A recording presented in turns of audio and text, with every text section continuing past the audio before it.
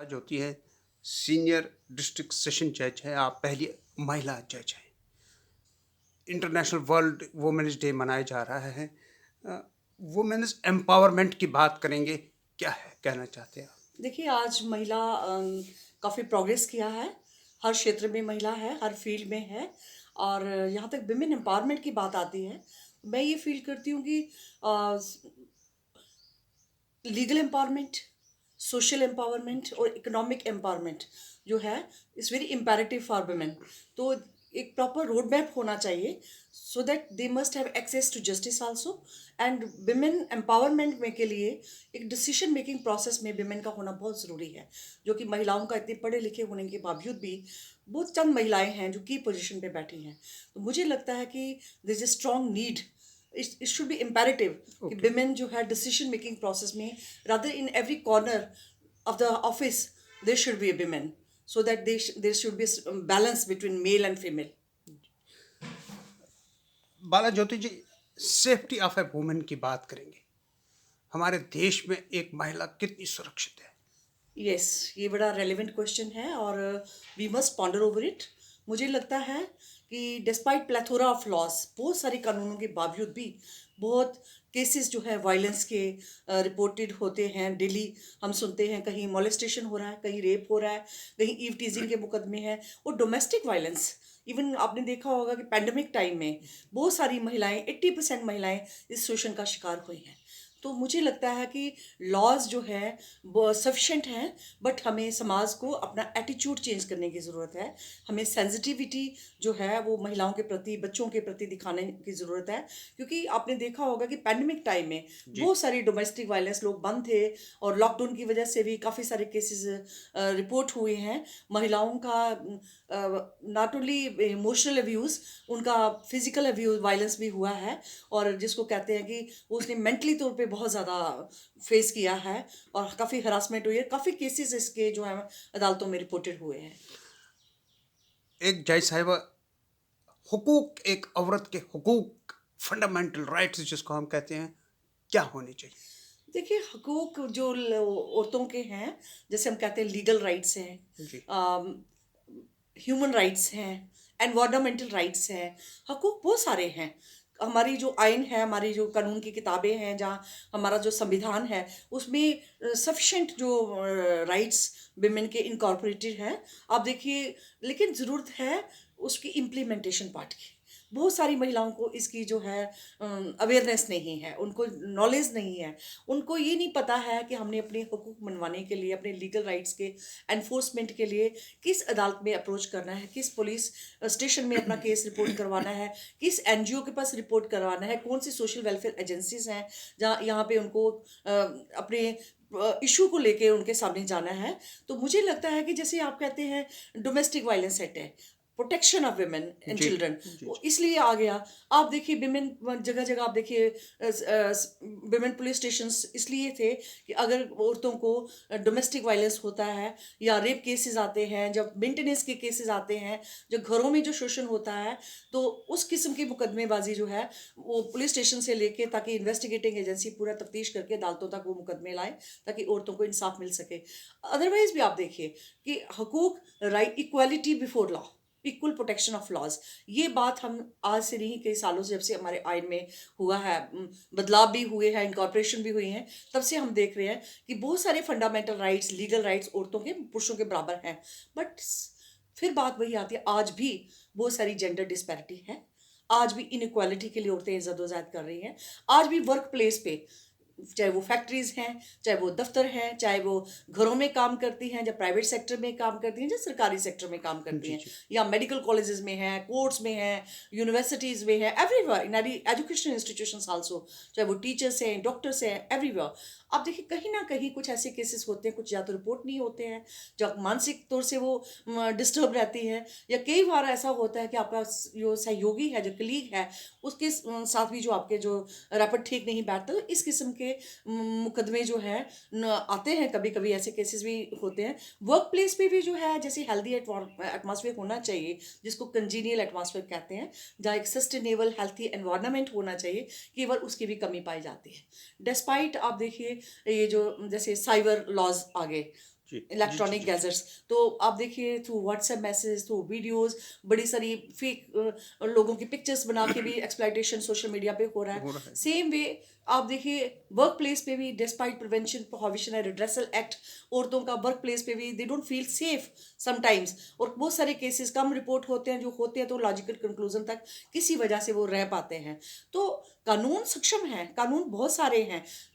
जो नीड है, need of the और है, वो है लोगों को एजुकेट करने की। उनको मॉरल एजुकेशन की भी ज़रूरत है, उनको सेंसिटिव होना पड़ेगा, एटीट्यूडल चेंज लाना और कंप्लीट ट्रांसफॉर्मेशन ऑफ माइंडसेट की ज़रूरत है।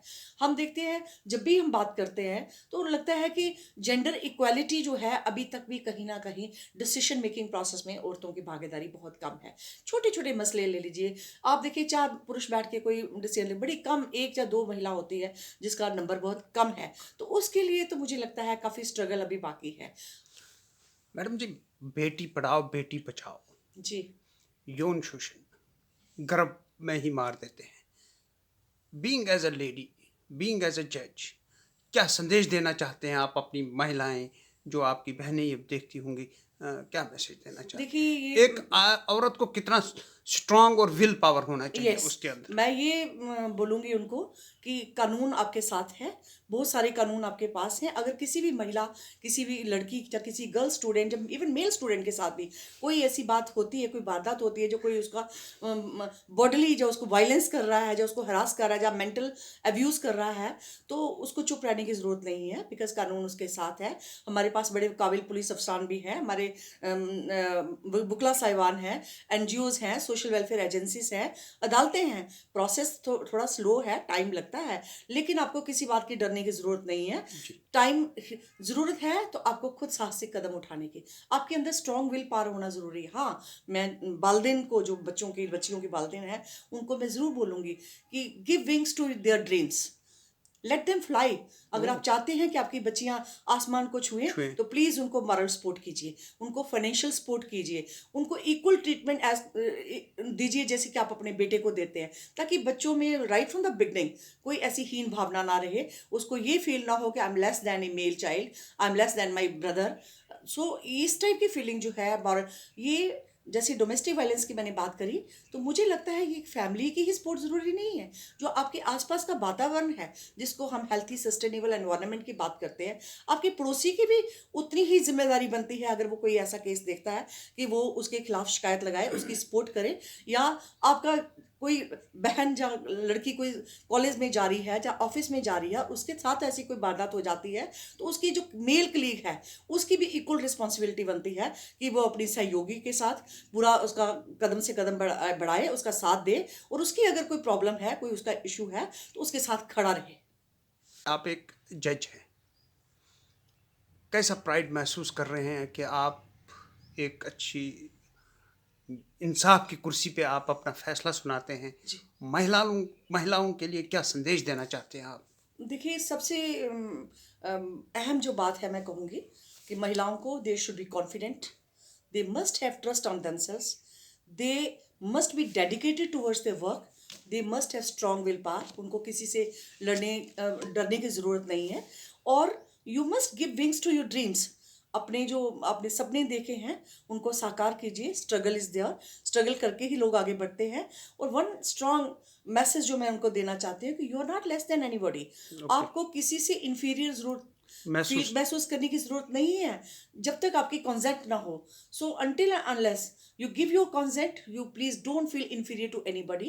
You are equal to your male counterpart, and equality of law is there, equal protection of laws is there, and you are equally responsible person of the society. So you also owe responsibility. And महिलाओं को मैं जाते जाते ये कहूँगी, यहाँ हम आपके हकूक की बात कर रहे हैं, वहाँ आपकी कुछ ड्यूटीज़ भी हैं। बहुत सारे केसेस कई बार अदालतों में झूठे भी दायर हो जाते हैं, पाए। तो ड्यूटी महिला की ये बनती है कि not to falsely implicate any person in a case, and secondly not to resile from her statements, because it falsifies the case of the prosecution. सारा अदालतों का वक्त भी ज़ाया जाता है, इन्वेस्टिगेटिंग एजेंसी का भी जाता है, और समाज में भी उसका कहीं ना कहीं कहीं भरोसा उठ जाता है, क्योंकि सारा समाज उसके सामने है। आज महिलाएं किसी से कम नहीं है, तो मैं उनको आज के अंतर्राष्ट्रीय दिवस, महिला अंतर्राष्ट्रीय दिवस के दिन उनको बधाई देना चाहती हूँ, शुभकामनाएं उनके साथ हैं।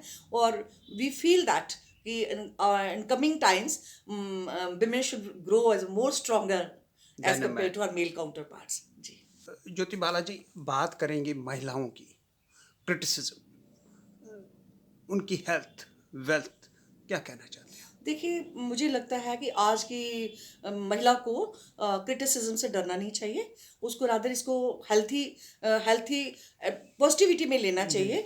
बिकॉज मुझे लगता है कि that should be their strength. Okay. उस क्रिटिसिज्म को पॉजिटिव लीजिए। और यहाँ तक हेल्थ की बात है तो यस, ये directive principles of state policy में भी है, ये कॉन्स्टिट्यूशन में है। वो उनका बेसिक ह्यूमन राइट है कि उनकी हेल्थ इश्यूज जो है उसको एड्रेस किया जाए। और उसके लिए स्पेशल प्रोविजंस भी हैं। और महिलाओं की जो सेहत है, आपने देखा होगा सरकारें भी पूरा इसमें तवज्जो देती हैं। और जो कानून भी है उनकी रेस्क्यू में है। तो health of a female, health of a family member, health of a child is of A prime concern.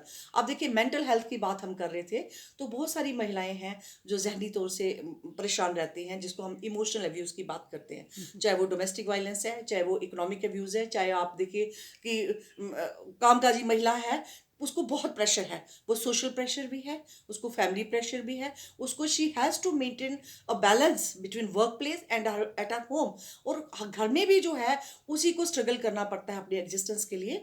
तो yes, mental health issue is to be addressed first. जी जी। Thank you.